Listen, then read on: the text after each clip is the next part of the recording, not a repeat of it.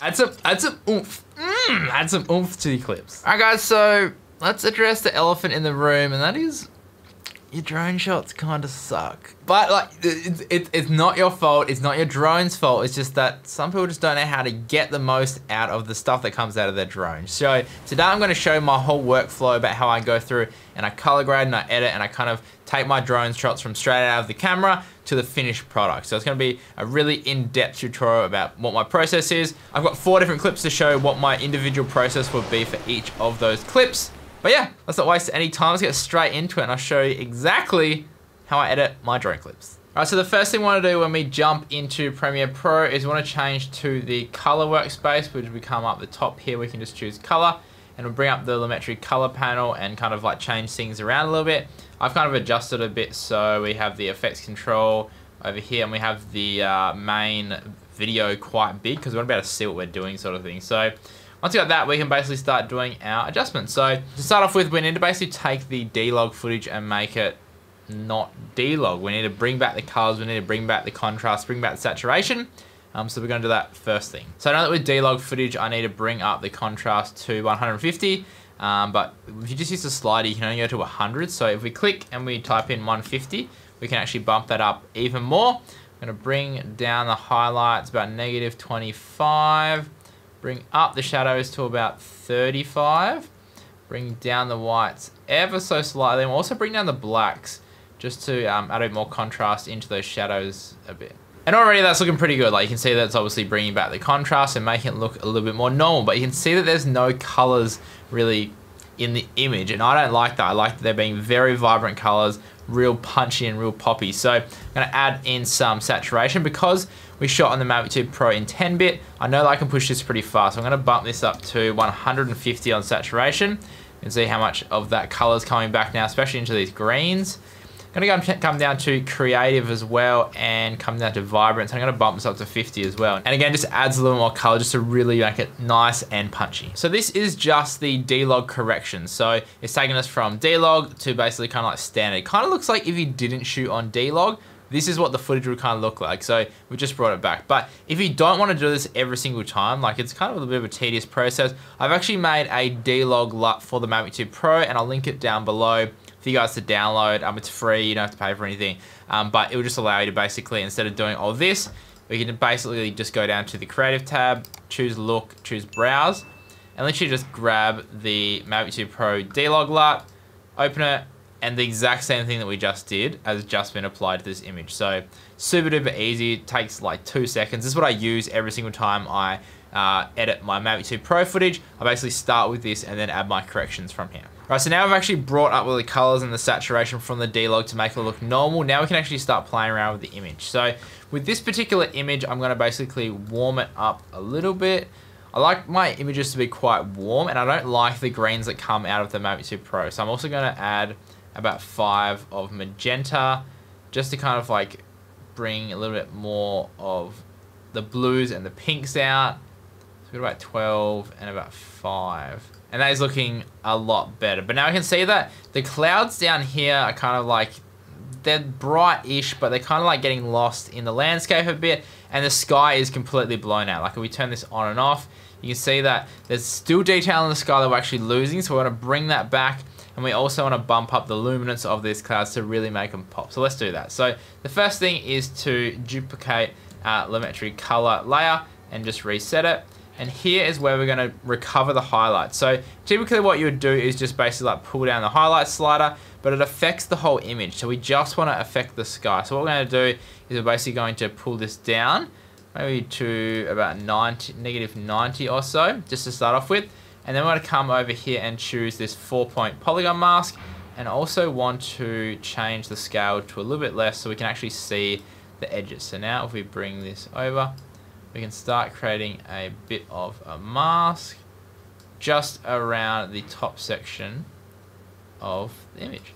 We also want to bump up the feathering a bit. I bump it up to probably like 500, like you want a real big feather so you can't see where it starts and finishes.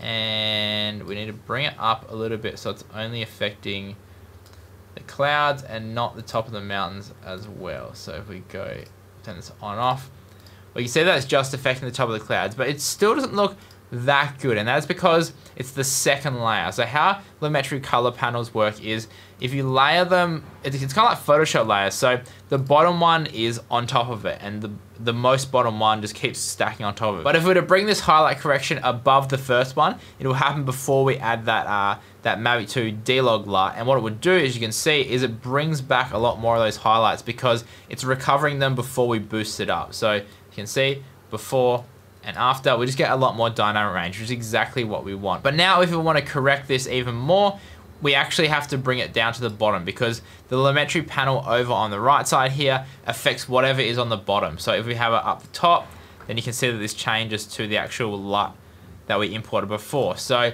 we need to bring this to the bottom, apply our corrections, and then drag it back to the top. So what I really want to do is I want to bring down the blues a little bit. So bring up the blues a little bit. Maybe bring the highlights down a little bit more. And I also want to bring the shadows down just to add a bit more like contrast into the shadows. And now again, once we've done that, we can drag it to the top and we can see what it's doing. So it's adding a lot of blue into the top of the clouds here, top of the image. And it's just adding a bit more color contrast to the actual image itself. I might even take the oranges up a little bit more in this main image. That is looking pretty good. Now the last thing I want to do is add some luminance to just these clouds. So how we're going to do that is, again, we're going to copy this Lumetri color layer, reset it, and now instead of doing our corrections in here, so we want to basically bump up the whites, instead of doing it in the basic correction, we need to come down to the HSL secondary, and this is where we can actually select a portion of the image. So we want to select the whites of the cloud, so we can click this white one.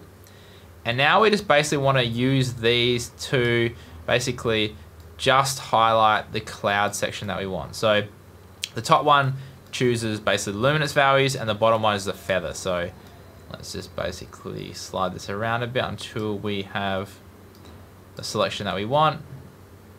And you'll notice as well that the top portion of the image is actually getting selected too as well, because obviously we're selecting anything that is this bright, but we're going to mask that out later so we don't lose that highlights that we brought back just before. And then we want to come down to the denoise and blur and just kind of crank these up a little bit. This is a bit of like just a trial and error, just see what kind of works. You can always go back and tweak it later, so don't really stress if it's not enough or it's too much. You can always go back and do it again. And then from there we come down to the correction and choose the 3-point correction. And then we can basically pump up the midtones and the highlights. And you can see just how much a difference it makes. So if we go before and after, like it's just really enriching and really pumping up the luminance of just those clouds, really making them pop. And that's exactly what we're wanting. So next thing we're going to do is obviously mask out the sky. And now if I actually play this clip, you can just see how much more it's just adding to the actual image. Like, look how good that looks compared to, so this is just applying the correction light. You can see you lose highlights at the top and the clouds just don't really pop. And then once you turn it back on, you can see the clouds, it's almost like a photo, like you're really enriching the actual look of the image itself. That actually looks really, really cool. Those clouds popping, so good. So the final thing we're gonna do is come down and we're gonna just add a bit of a digital zoom. You might notice on my Instagram I do this a lot, and even in my YouTube videos I do this quite a lot. Basically I'm going to do this, I'm going to come to the start, add a scale and a position time keyframe, go forward, I'm going to bump this up to 150, just kind of change our position a bit. And I never really do this on the very end because it's hard to kind of like adjust stuff when it's on the very end. So I come back in a little bit, do it, and then I grab the keyframes and push them to the end. So now if we watch now, that is just looking so much better, like literally night and day. That's such a good show, if I say so myself. Right, so this next clip we have is of some whales cruising along, shooting whales with the drone. Sorry, filming whales with the drone, not shooting them. Filming whales with my drone is like one of the most exciting things you can do, especially when you like have to go out quite far to see them. But it's just like, they just cruise along, they're just happy, just like you just hanging out and checking out what they're doing. But the first thing we're going to notice once we apply our correction light is, oh my god, sorry about that. So you can see it's corrected the contrast a bit, added in a bit more color, but these greens in the water just look so gross. We want it to be blue. Water's supposed to be blue, not green. We're going to correct that and we're going to add a little bit more contrast to the actual whales itself. So let's go up to the basic correction and pump down the shadows a bit. Probably bring up the highlights a smidge. Maybe add in a little bit more contrast. And again, with this, it's just a bit of trial and error. So just kind of like sliding them left and right and just see what looks good. So if it's looking good darker, like kind of down here, then just go with that. Right, so that is looking pretty good. Now, the next thing we're gonna do is correct these gross blues in the ocean. So how we're gonna do this is the same as grabbing the clouds in the last image and boosting up the luminance, but instead we're gonna be grabbing the greens and change them to a blue. So let's grab this Lumetri color layer and duplicate it, reset it, and then gonna come down to the HSL secondary. And this time we're gonna use this plus eyedropper. I'm gonna click and move it around a bit and grab a whole bunch of green values. So if we turn on the mask, we can see exactly what it's doing. So it's grabbing a whole bunch of those water values. So that is looking pretty dang good. The mask around the whales is looking a bit choppy, but that's where if we turn up our denoise and turn up our blur, that'll fix it a little bit. So now we've got our selection, we can come down to either our temperature or we can do a correction in this. So we can basically pull it down to a blue in this and that'll do our correction. Or if you don't like doing that, we can also come down to our temperature, bring down our blues and pump up our magentas a bit. And we see that's basically corrected the blues exactly how we wanted it. You can see there's still a little bit of stuff up here that we can correct. We can either try doing it with a mask. So let's again try select those greens that are in the little spurts coming out. Like massive difference, night and day. It just completely changes the whole look of the image from that gross green color to that blue. Like that looks amazing. All right, the last thing we're gonna do is obviously reframe the shot. So gonna add a bit of scale, gonna change the position, gonna make them front and center. Look at that. It adds some sound effects and that is done and looking, oh, that is such a good shot. I love droning with whales. So much fun. Right, this next shot we got is of Surfers Paradise coastline. We got this nice sun flare bursting through. Let's first add our base correction light and it just brings back those colors. The first thing I noticed but is that there's too much yellow up here. I want to make it orange. So I can do that right now. We come down to curves and come down to this hue versus hue. Use our eyedropper to pick that yellow.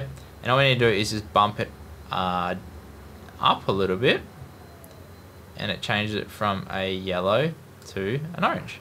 All right, like the first one, next thing we want to do is bring back those highlights in the sky. So again, let's duplicate this, reset, and let's bring down those highlights. Let's go about -100 to start off with. And let's create a mask. And then again, let's bring it before the correction so we can maximize the dynamic range that we're getting.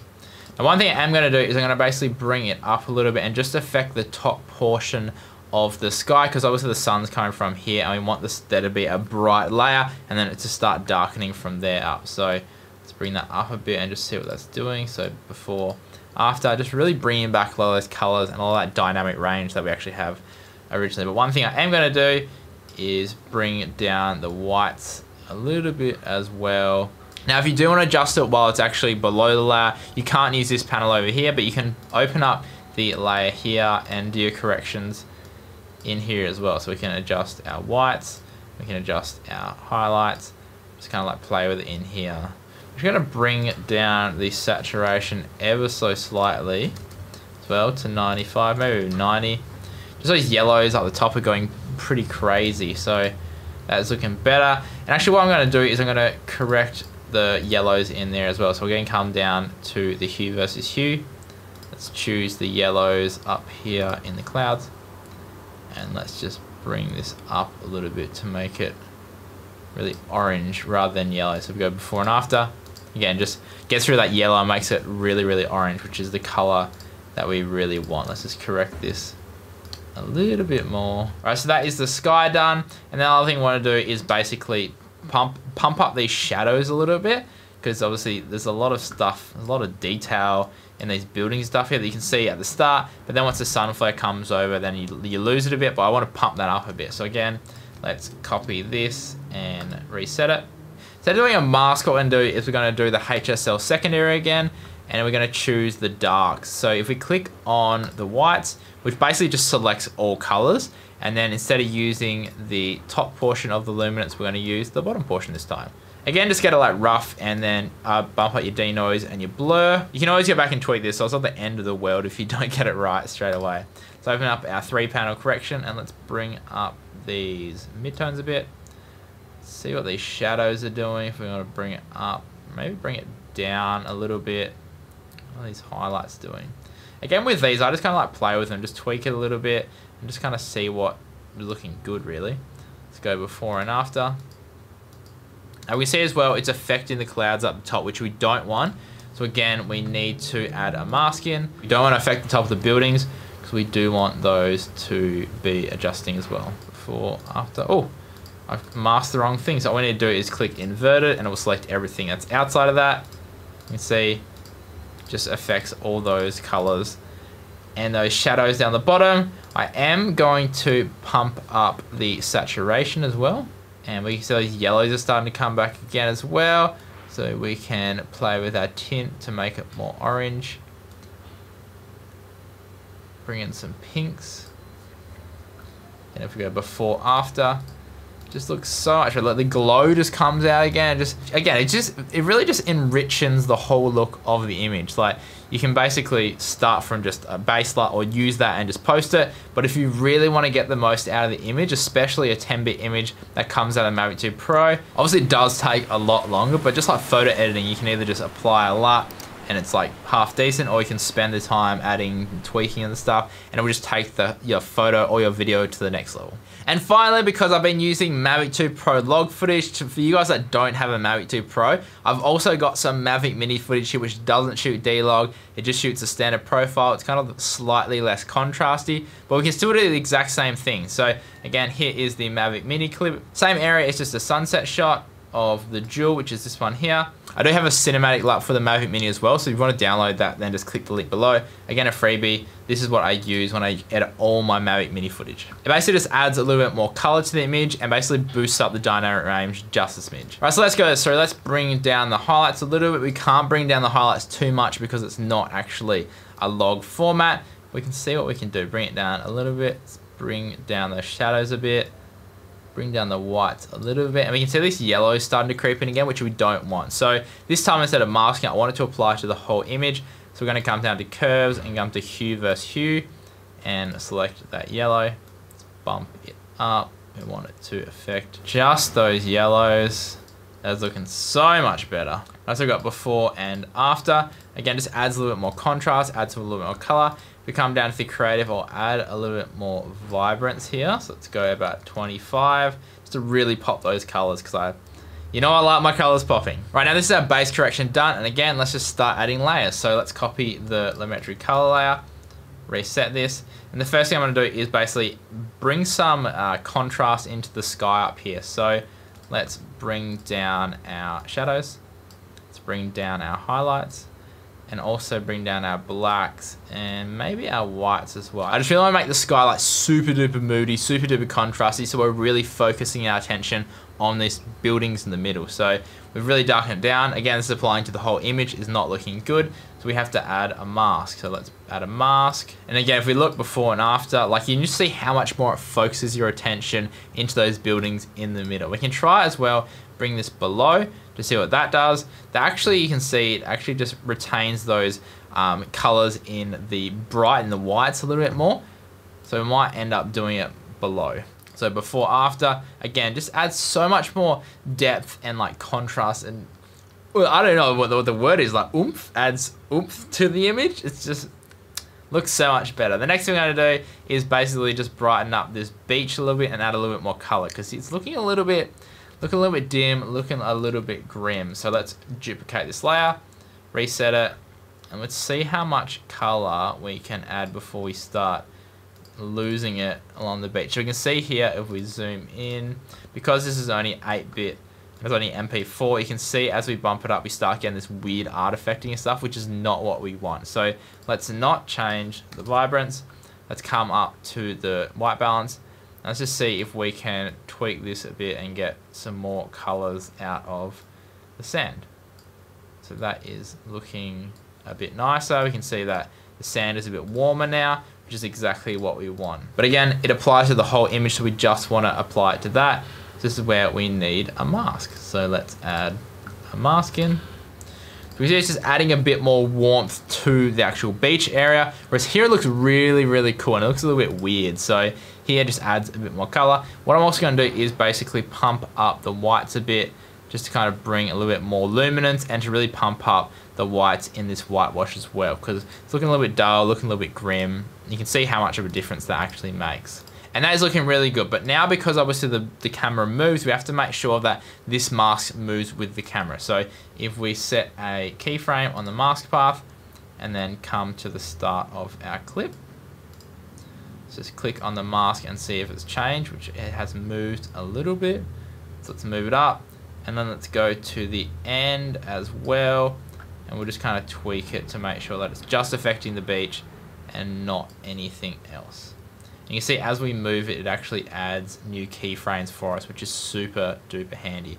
So now as the camera moves, we can see that it's moving with that as well, which is really, really cool. So now the moment of truth, how good does this look on Mavic Mini footage? Whoa, like it literally changes the whole dynamic of the image. Like that is literally day and night. Completely changes the whole look of the image. And this is a Mavic Mini clip. This is not fancy 10-bit, this is not fancy D-Log, this is just 8-bit, MP4, super low bit rate, 2.7K, like, it just shows that you can really apply these to any sort of clips to make it look amazing. And it doesn't have to be drone clips either, you can really apply this to anything where you want to add a little bit more depth and add a little bit more contrast and pizzazz and oomph, like I said before. Add some oomph. Add some oomph to your clips. So guys, that is exactly how I edit my drone clips from start to finish. If you did like this one, then consider liking and subscribing. And if you want to pick up those free Mavic Mini and Mavic 2 Pro LUTs that I was talking about, I'll leave a link down below so you can go check those out. But guys, if you do use this technique, be sure to tag me on Instagram at AndrewMurphyWA. And as always, stay creative and just be you. See ya.